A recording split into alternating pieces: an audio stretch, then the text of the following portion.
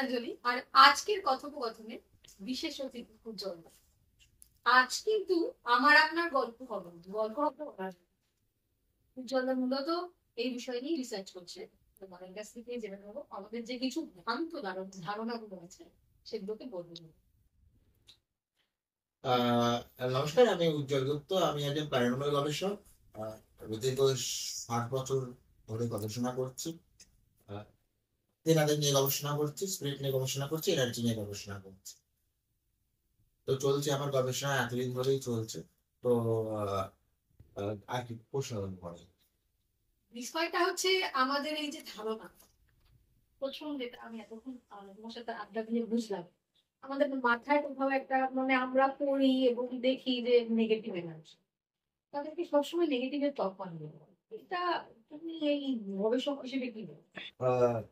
প্রথম কথা বলবো যে একটুখানি বলি যে যে এনার্জিকে আমরা রিসার্চাররা প্রথমে এনার্জিকে নেগেটিভ পজিটিভ বলি না। আমরা energy energy. Energy is energy. তো আমরা যখনই নেগেটিভ আর পজিটিভ বলি তখনই তার মানে বলবো নেগেটিভ মানে হচ্ছে খারাপ হবে, পজিটিভ মানে ভালো হবে। তো আমরা এনার্জিকে এনার্জিটা বলার কারণ এই জন্য হচ্ছে যে যে গবেষণা করতে গিয়ে এখনো পর্যন্ত এই নেগেটিভ পজিটিভ ব্যাপারটা তো আমরা এখনো পর্যন্ত ফিল করিনি। তো নেগেটিভ মানে যে আমাকে খুব হার্ম করলো, পজিটিভ মানে যে আমাকে খুব ভালোবাসলো, এখন এমন পর্যন্ত এখনো হয়নি। তো আমরা এনার্জিকে এনার্জি বলি। এই যে তোমার সাথে আলোচনা করতে করতে একটা শব্দ বারবার উঠে আসছে, গবেষণা। গবেষণা মানেই বিজ্ঞান। তো এই বিজ্ঞানের সাথে দাঁড়িয়ে ওনাদের কথা কি সত্যি আছে? হ্যাঁ, এই প্রশ্নটা প্রচন্ড কমন, এটা আমাকে সবাই করে। তো আমাকে যখনই এটা করে কোনো প্রশ্ন কেউ প্রশ্ন করে তখন আমি তাকে ঘুরিয়ে এই প্রশ্নটাই করি, তোমার কাছে ভূত মানে কি? আমাকে যদি ব্যক্তিগতভাবে কেউ বলে ভূত আছে, ভবিষ্যৎ আছে, যখন ভূত রয়েছে। আহ তো আমি বলি, আমাদের আজ গবেষক বসে আমি বলি যে একটু বিজ্ঞানের দুটো কথা বলি, তাহলে বুঝতে পারবেন যে আমরা কি নিয়ে কি বলতে চাইছি বা কি নিয়ে আমাদের গবেষণা। আমরা according to law conservation energy আমরা জানি যে এনার্জিকে ধ্বংস করা যায় না, একে সৃষ্টি করা যায় না। নেক্সট একটি রূপ থেকে রূপে ট্রান্সফার হয়। এনার্জি যদি একটি রূপ থেকে রূপে ট্রান্সফারই হয়ে থাকে তাহলে আমরা প্রত্যেক হিউম্যান বিং এর লাইফ এনার্জি। যদি আমার লাইফ এনার্জি হয়েই থাকে তাহলে মৃত্যুর পর আমাদের এনার্জি যায়। বিজ্ঞান তো বলছে এনার্জিকে ধ্বংস করা যায়। তো আমরা আমাদের গবেষণায় দেখেছি যে বেশিরভাগ ক্ষেত্রে হোমিসাইড মানে যেটা আনন্যাচারাল ডেথ, তার ব্রেনের হার্ডওয়্যারে তার সেই স্মৃতিগুলো থেকে যায়। সেই স্মৃতিগুলো কালেক্ট করাই, ডেটা কালেক্ট করাই হচ্ছে আমাদের কাজ। তো এই এনার্জি কালেক্ট করতে গেলে গিয়ে আমরা কিছু ডিভাইস ইউজ করি তাদের সঙ্গে কমিউনিকেট করার জন্য। এগুলো প্রত্যেকটি আইএসও মার্ক প্রত্যেকটি বাইরে থেকে ক্রয় করতে হয়। ইভেন আমরা ওই এনার্জিকে ক্যাচ করার চেষ্টা করি।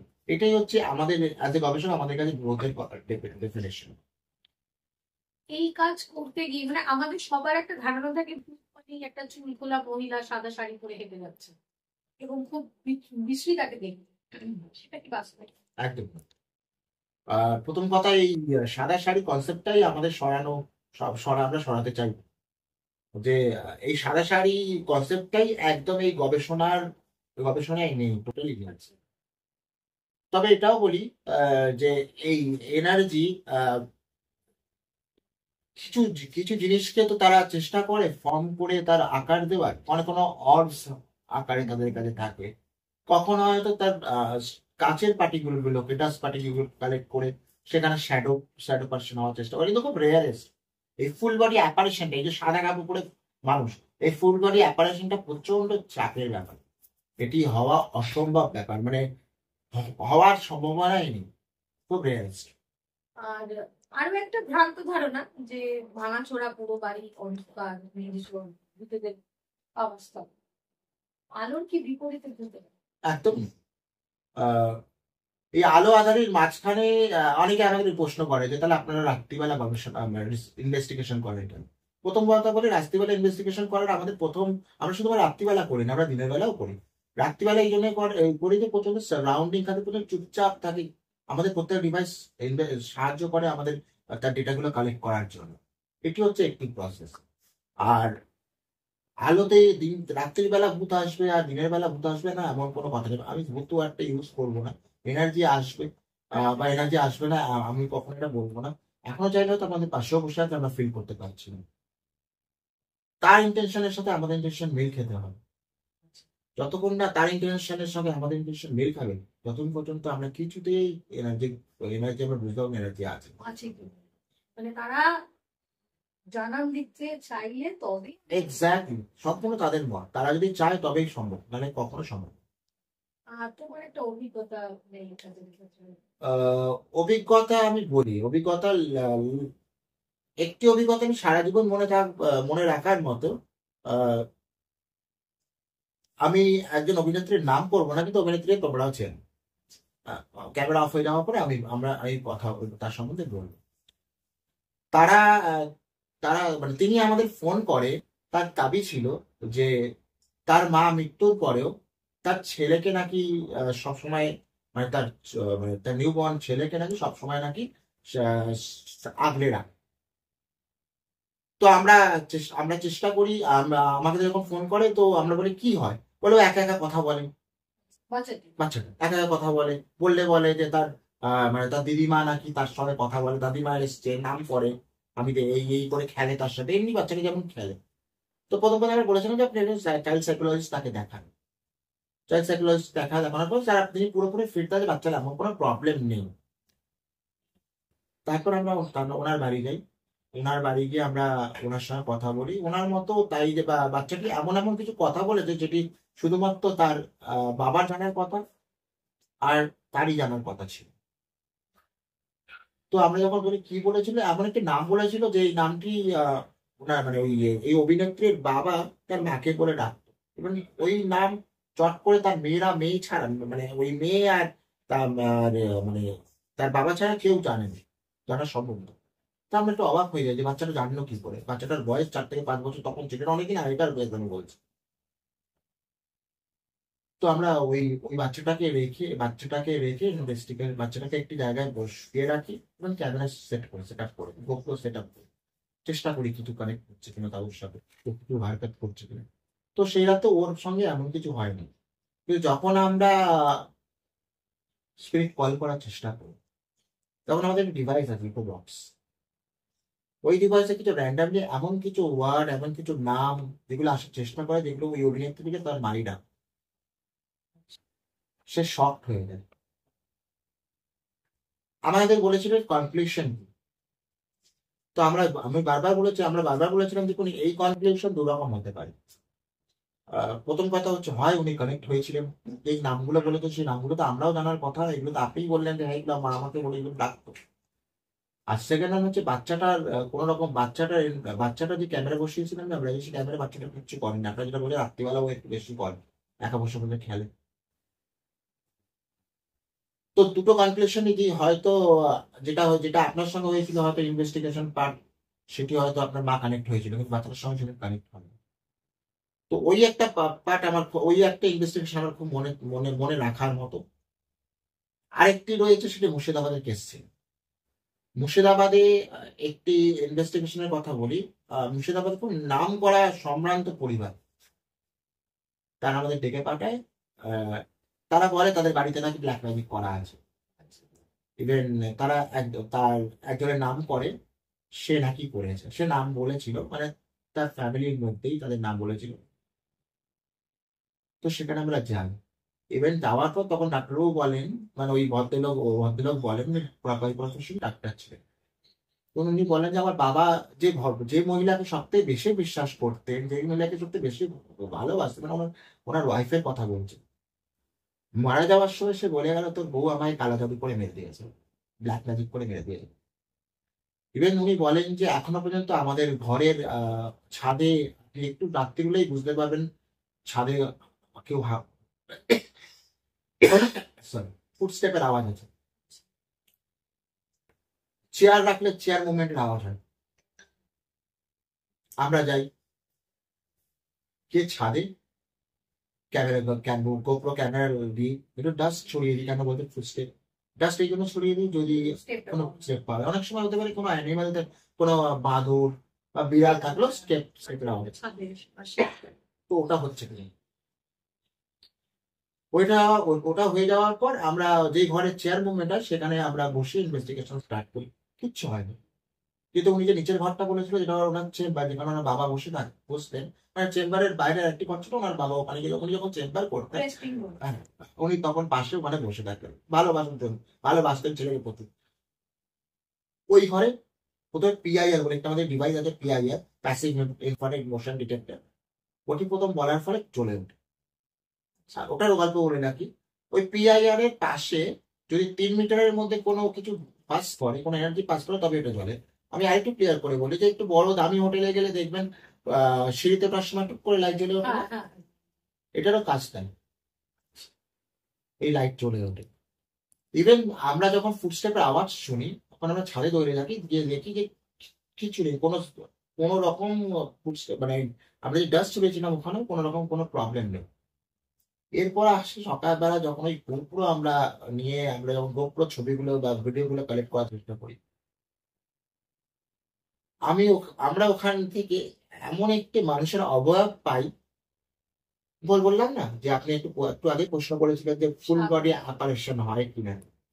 আপনাকে আমি ছবিটি দেখাবো, আপনি দেখলেই বুঝতে পারবেন যে ছবিটিতে পরিষ্কার মনে হচ্ছে একটি হিউম্যান ফিগারের মতো। ওই কেসটিও আমার একটা খুব স্মরণীয় একটি কেস। তারপর তো অনেক নানা কেস আছে, কিন্তু দুটো স্মরণীয় কেস এই রয়েছে। রানীকুটি বলে একটি জায়গা ছিল দক্ষিণদারিতে, সেখানে প্রচুর স্মরণীয় কেস রয়েছে, ওখানে আর এক লেভেলে।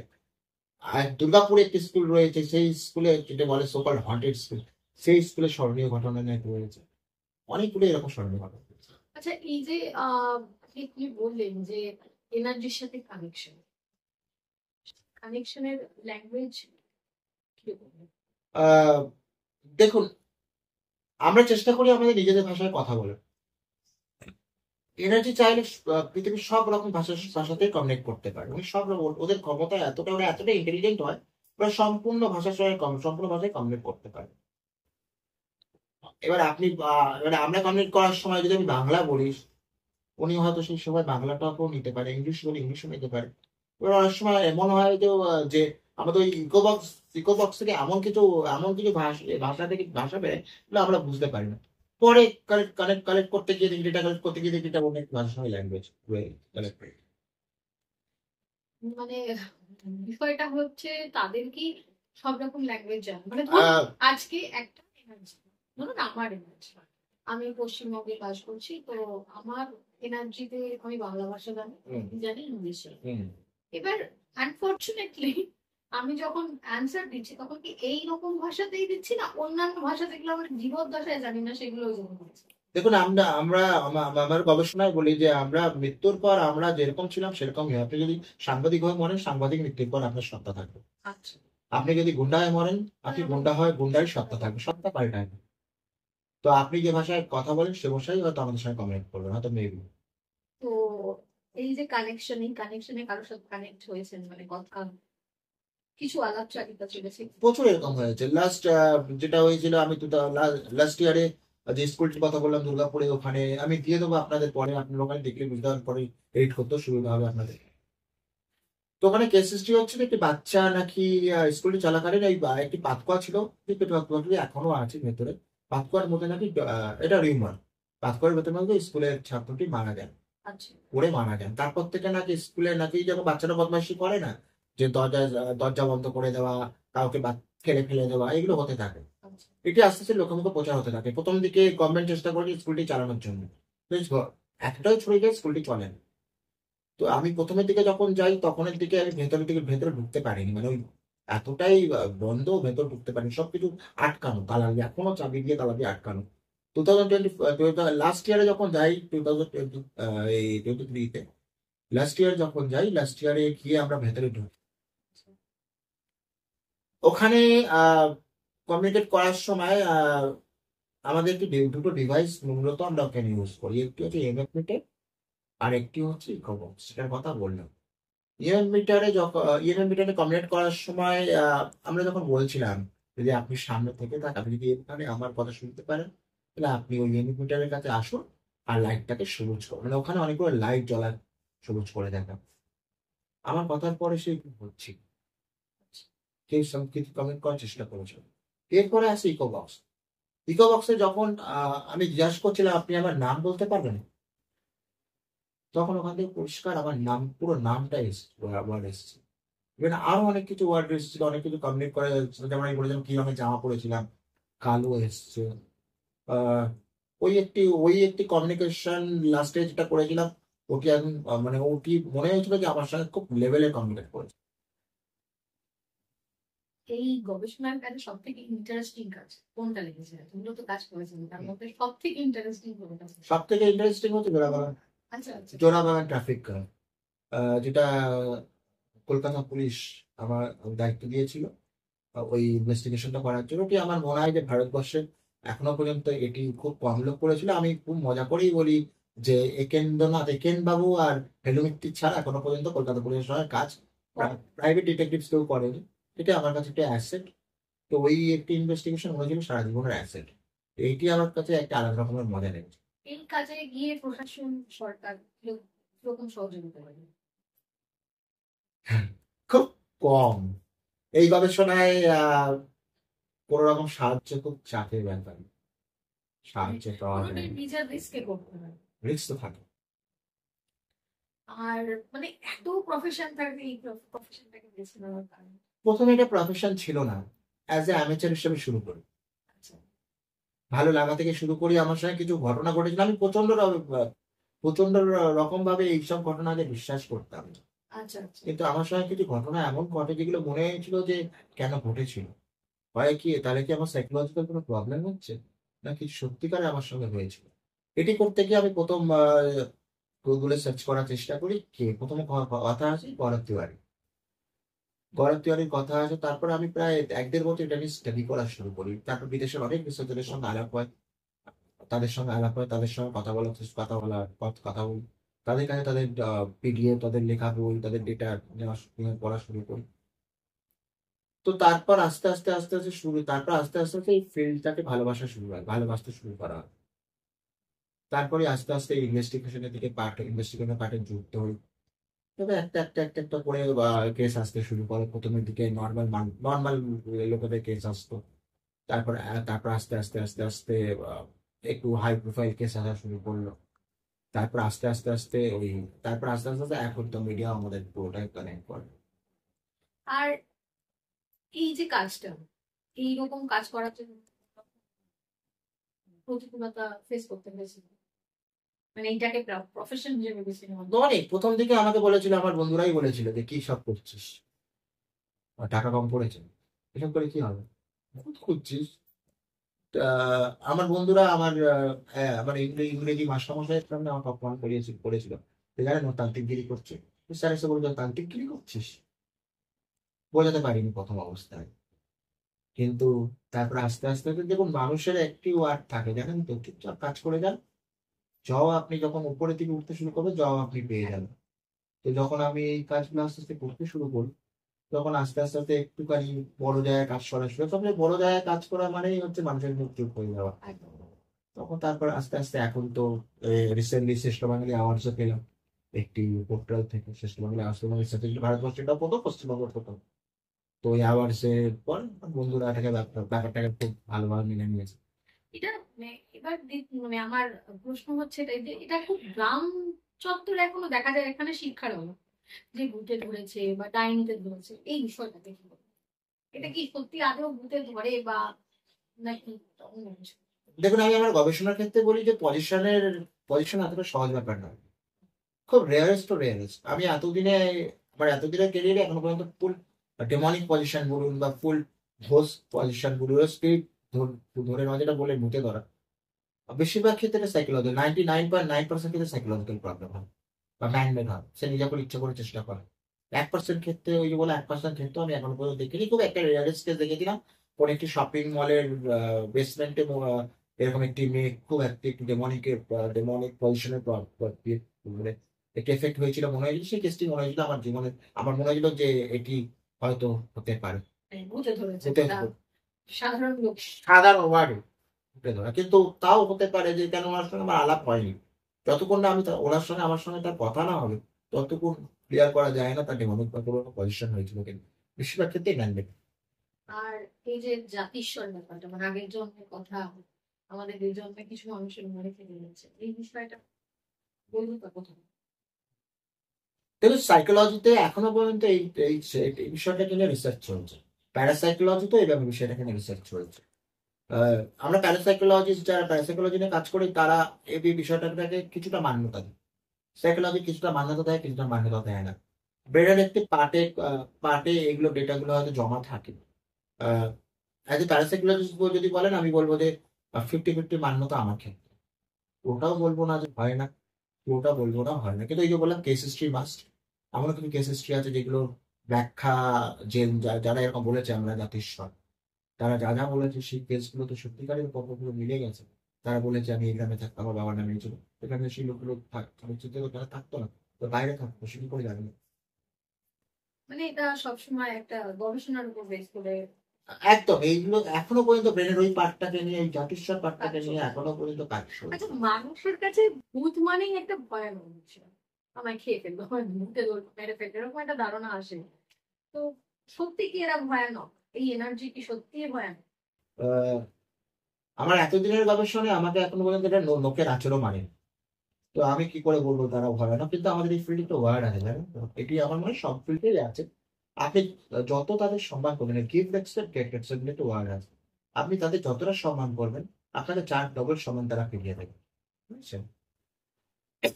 ভূত ভয়ানক আমি তো এখনো পর্যন্ত দেখিনি যে ভূত ভয়ানক। কিন্তু ওই যে বললাম যে আপনি তাদের ঊর্ধ্বে যদি যাওয়ার চেষ্টা করেন, তাহলে কখন তার ভয়ানক হতেও পারে। কিন্তু আমার ক্ষেত্রে এখন পর্যন্ত দেখা মানে লিমিট করবেন তারা যতটুকু জানাতে চাইছে।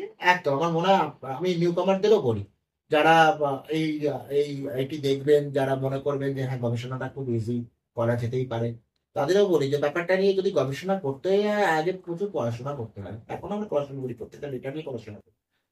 প্রথম কথা পড়াশোনা, তারপর হচ্ছে ফিল্ড ইনভেস্টিগেশন, এইগুলো পাঞ্চ আপ না করে কিছুতে আপনার এগাবেন না। আর ভয়ানক তো পরের কথা। আগে তো আপনারা ইনভেস্টিগেশন পার্টে যান, কিন্তু ইনভেস্টিগেশন পার্ট কিন্তু চারদিকে রিস্ক রয়েছে। রিস্ক কিছু শুধুমাত্র ভূতের রিস্ক না, ভয় পাওয়ার রিস্ক না। এমনও জায়গা রয়েছে যেখানে সাক্ষ্য রয়েছে, যেখানে পোকামাকড় রয়েছে। আমাকে এরকম বছর 4 আগে এমন একটি পোকায় কামড়ে তো আমার ভাই হাতে পুরো বায়োলজিক্যাল বার্ন হয়ে গেছে।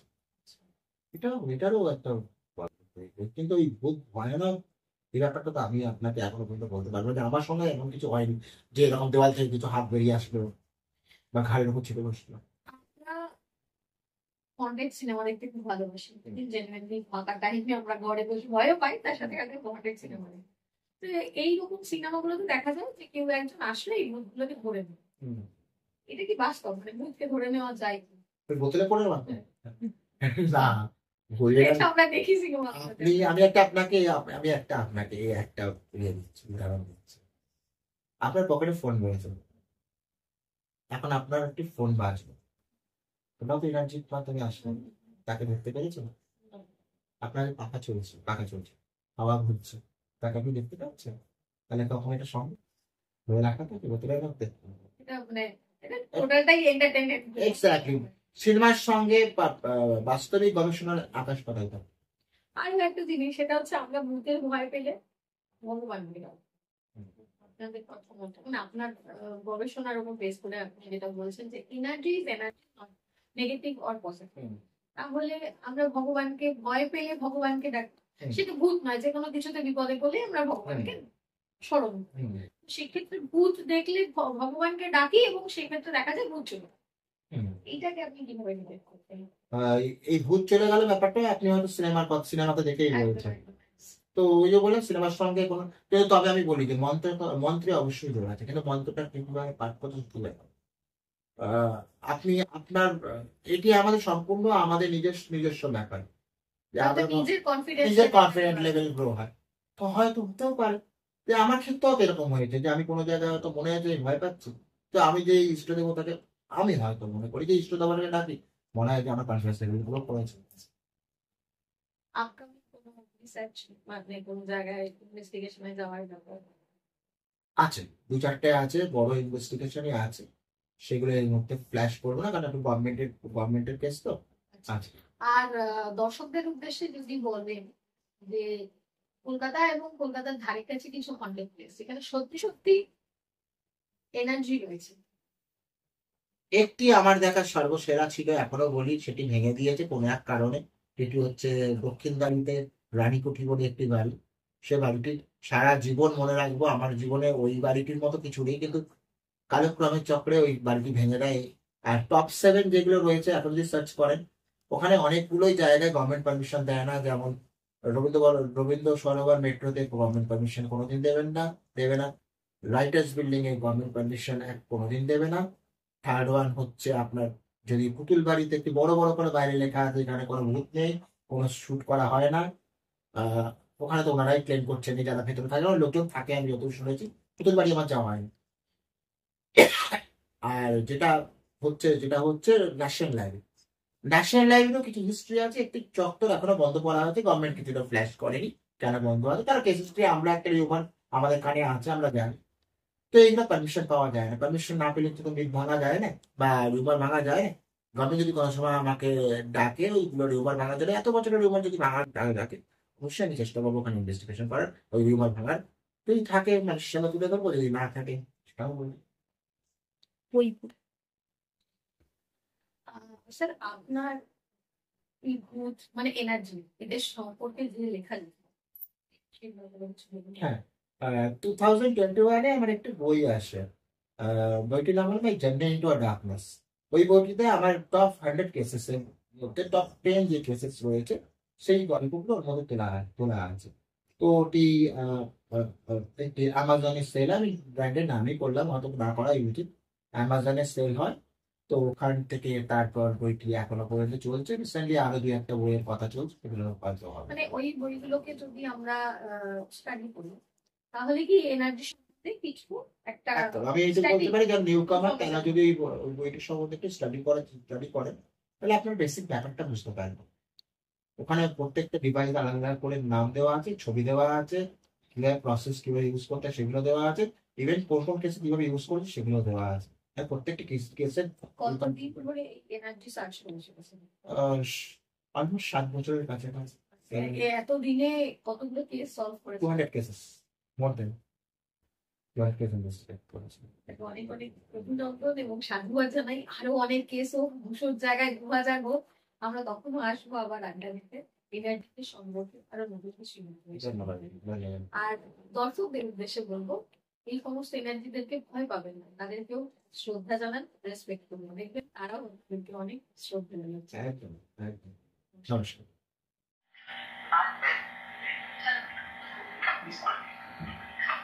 বিশালের পদবি বলতে পারবেন?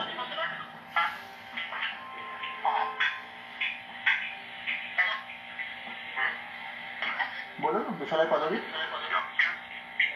ডক্টর, হ্যাঁ আমি ডক্টর উজ্জ্বল, ঠিকই বলেছেন, আমি ডক্টর উজ্জ্বল, আপনি চিনতে পেরেছেন। আমি আপনাকে জিজ্ঞাসা করছি যে ক্যামেরা করছে তার নাম বলতে পারবেন?